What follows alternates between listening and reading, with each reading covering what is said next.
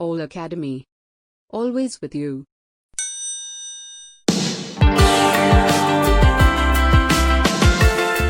Hello my dear students, welcome to this online video lecture on basic thermodynamics. So whatever concepts discussed in the previous session, hope it is clear to you people. And in today's session, we are going to discuss about the other types of work transfer. Then we are going to see the heat transfer, then the modes of heat transfer, then the sign convention for heat transfer, and at the last we are going to see the comparison between the work and the heat. So without wasting much time, let us begin with the today's session. So in this session, we're going to discuss about the other types of work transfer, then the heat transfer and the mode of heat transfer. Then we're going to discuss heat transfer, a path function. Then after this session, we'll able to compare the work and the heat. So as I already discussed in the previous sessions about the work transfer, and we are going to discuss the heat transfer in this session. After this session, we'll able to compare the work as well as the heat. So let us start this session with other types of work transfer. So what are these other types of work transfer? Apart from PDV work, that is pressure and volume work or displacement work, so we observe some of the interaction, or we find some interaction between system and surrounding in the form of work transfer. And such systems are the best examples like electrical work, shaft work, pedal wheel work, flow work, and spring work. So these are the few examples where we find the interaction between a system and surrounding in the form of work transfer. So let us discuss about the work transfer in these systems in details. The first one is an electric work transfer.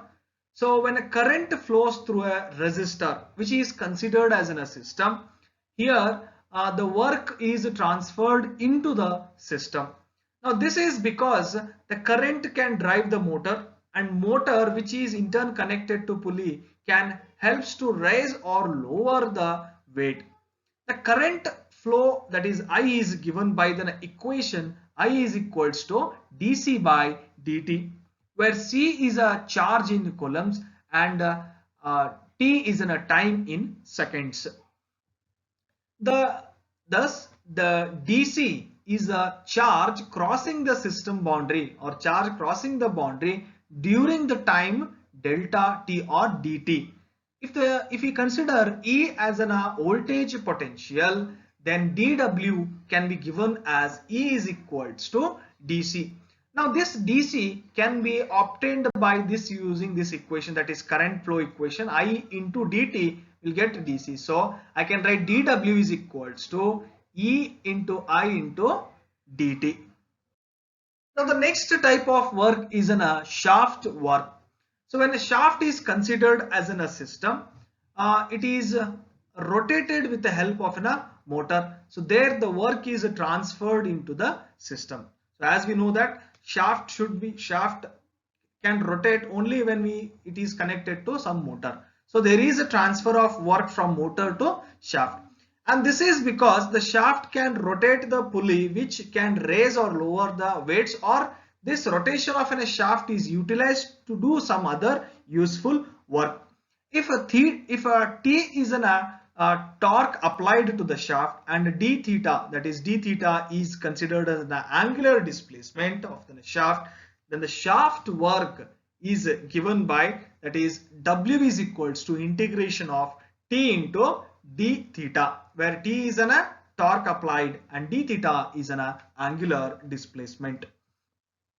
Now the shaft power, so shaft power is given by the integration of 1 to 2 T into d theta divided by d tau, where the omega is an angular displacement. After simplifying this equation, we will get T into omega, where omega is an angular velocity and the T is considered as a constant in this condition. The next type of work we observe is the pedal wheel work. As we all know that, so the upper part of a wheel is connected to pulley, and pulley which is having some weight. So when this weight is lowered, the wheel inside the system will start to rotate, and during that the work is transferred to the fluid particles.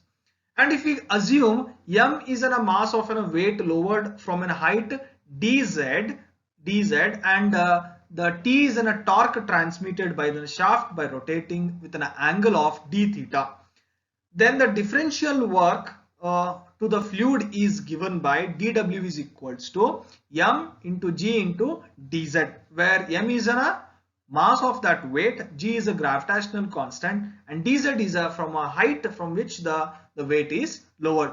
Now if you simplify this one, you will get it t into d theta. Now the total work transfer, after simplifying this one, the total work transfer can be given by integration from 1 to 2, that is t into d theta. This is a pedal wheel work. The next type is a flow work. So what is this flow work? A flow work is defined as a work required to cause the flow of a fluid, and it is associated with a flow process or the open system. As you are seeing this one, so it is at one side the fluid will enter and other side it will come out. The work done on this imaginary piston by an external pressure as the piston moves forward is given by dw is equals to p into dv, and this p into dv, that dv can be written as v into dm. So the flow work can be written as pv into dm, as dv is a volume of a fluid element entering into the system, where dv is equals to m into dm. Now the flow work can be written after this, simplifying this one, that is at entrance level, at entry, at section 1, it will be p1 v1 dm1. So at section 1, at inlet, the flow work will be p1 v1 and dm1. The next one is a spring work. So when the length of spring changes by the differential amount, that is a dl, if I consider, that is a change in length under the influence of a force, under the influence of a work, then the work is done by the spring is given by F into dl, where F is a force and dl is a change in length. Now to determine the total spring work, the functional relation between F and L should be known. For a linear elastic spring, the displacement L is proportional to the force applied, that is F will be equals to K into L, where L is a length of a spring and K is a spring constant. Therefore, the spring force for a linear elastic spring is given by W is equals to integration of F into dl, where F is K into L, where K is a spring constant, L is a length. Now the work spring will be equals to integration of K into L into dl. So if I simplify that one, I will get it 1 by 2 K into L2 square minus L1 square. So where L1 is an initial and final displacement of an initial displacement of a spring, and L2 is a final displacement of a spring.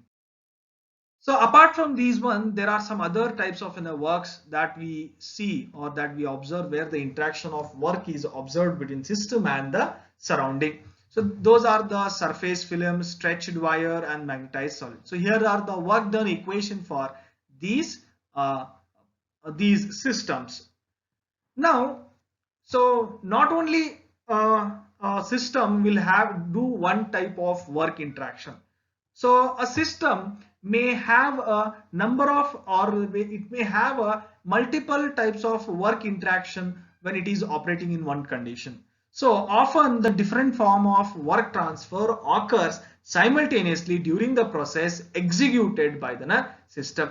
When all these work interactions have been elevated, the total or net work done by system can be identified. So that will be nothing but the sum of all other works that is happening will be equals to the net work. So the total work done is nothing but it is the sum of all the algebraic sum of all other works that are carrying in that system simultaneously. For example, the displacement work, electrical work, spring work, shaft works are all together are performing or interacting. So then I can say that the total work will be equals to algebraic sum of all these work. So that is a net work done by a system. So hope now it is clear the other types of work transfer. Now let us move the another important concept in this module, that is a heat transfer. So before that, so let us know what is this heat. So heat is a form of energy. Please know that it is a form of energy which is transferred across the boundary by virtue of a temperature difference. Okay, and the process of transferring the heat is known as heat transfer. Okay, the heat is defined as the form of energy which is transferred or which can crosses the system boundary due to the temperature difference. Now heat is a transient form of energy. So heat is a transient form of energy and work is also a transient form of energy. Heat is a boundary phenomena since it occurs only at the boundaries of a system. So we call it as a heat as a boundary phenomena. The energy transferred by virtue of a temperature difference, means the energy which transferred by virtue of a temperature difference is called the heat transfer. Now in this heat transfer, the heat transfer takes place in three different modes or in three different ways. So that is conduction, convection and radiation. So these are the three modes where the heat crosses the system body or heat enters from surrounding to system. So these are the three different modes where the heat transfer can be seen, that is conduction, convection and the radiation. So here you can see the simple figure which tells all the types of heat interaction or the heat transfer, that is conduction, convection as well as radiation. Now what is this conduction? Conduction means when so generally it takes place when the heat source and the observer directly in contact. In this figure you can see this is a heated metal and the person is touching. So there is a direct contact between the heat source, that is a conduction. Whereas convection means the convection takes place from heat source to any fluid. And this convection takes place in two different ways. One is a forced convection and another one is a free convection. Forced convection means some external agencies are used to transfer the heat, whereas the free convection or natural convection is a process where due to the density difference the heat transfer will take place.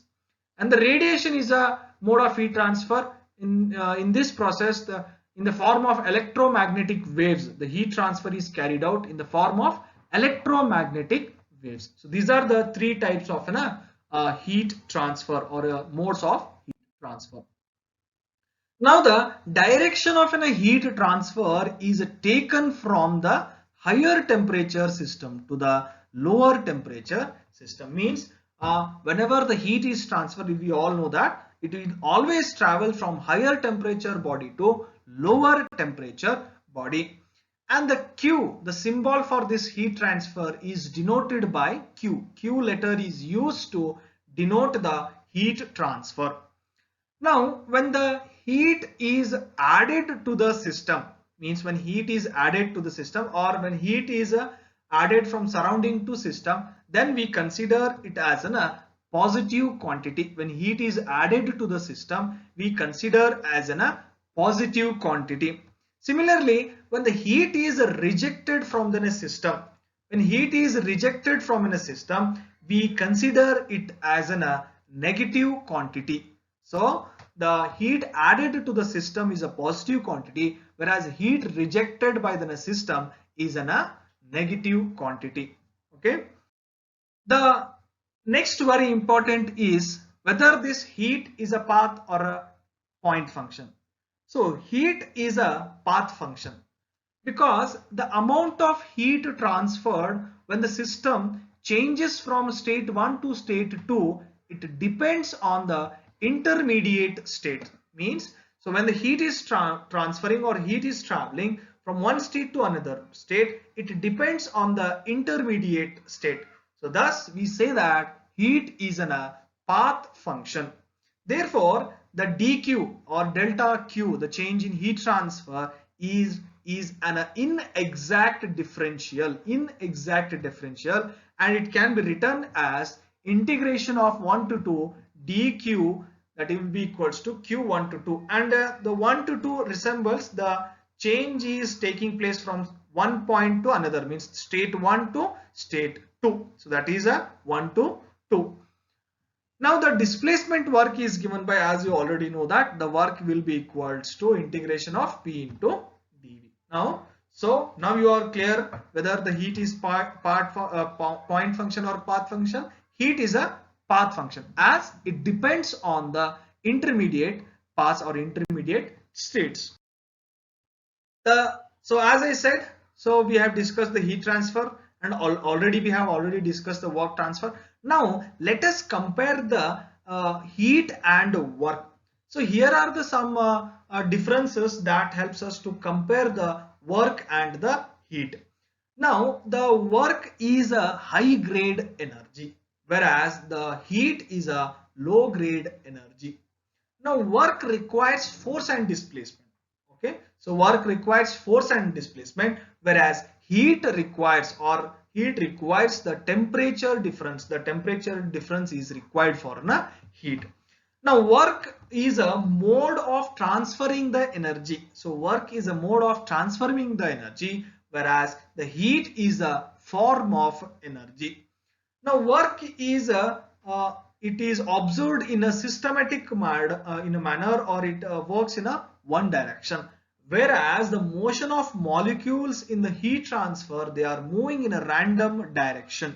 Okay, so work is a ordered manner and heat is a inordered manner, or it can travel in a random way. Now work can be converted totally into heat, means whatever work I do, that can be converted into heat, but whatever heat I am having, that cannot be converted 100% into work. So there will be some losses. Because of that, you can see that the efficiency of an IC engines, we cannot get 100%. So whatever heat is produced in a cylinder, so that cannot be completely converted into the work. So there will be some losses. Because of that losses, the efficiencies are less.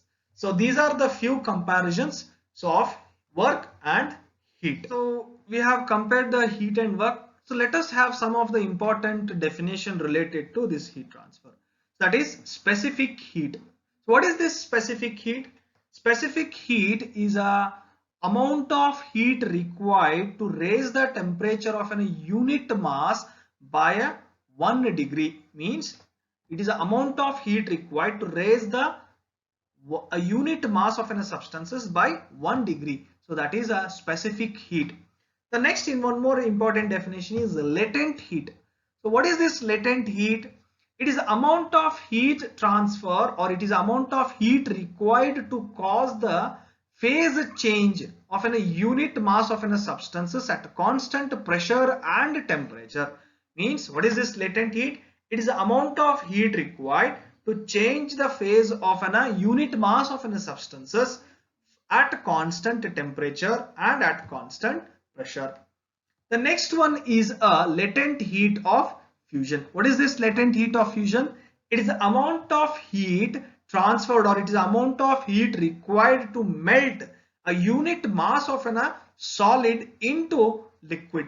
It is the amount of heat required to melt a unit mass of a solid into liquid, or it is the amount of heat required to freeze the unit mass of liquid into solid. So that is a latent heat of fusion. The next one is a latent heat of vaporization. It is the quantity of heat required to vaporize the unit mass of a liquid into vapor. So what is the latent heat of vaporization? It is the amount of heat required to vaporize the unit mass of a liquid into vapor, or condense the unit mass of vapor back into liquid. So that is a definition of latent heat of vaporization. The next one more very important definition is a latent heat of sublimation. What is this latent heat of sublimation? It is the amount of heat required to convert a unit mass of solid into vapor, or a vice versa. It is the amount of heat required to convert unit mass of a solid into vapors or vapors into unit mass, unit solid. So that is a latent heat of sublimation. So these are the few important definitions which are related to heat. So these are used while solving the numericals. Okay, my dear students. So whatever the concepts we have discussed today, hope it is clear. Still, if you are having any doubts, you can comment it in a comment box and we'll try to clarify your doubts. Click on subscribe button and press the bell icon to get updates from All Academy.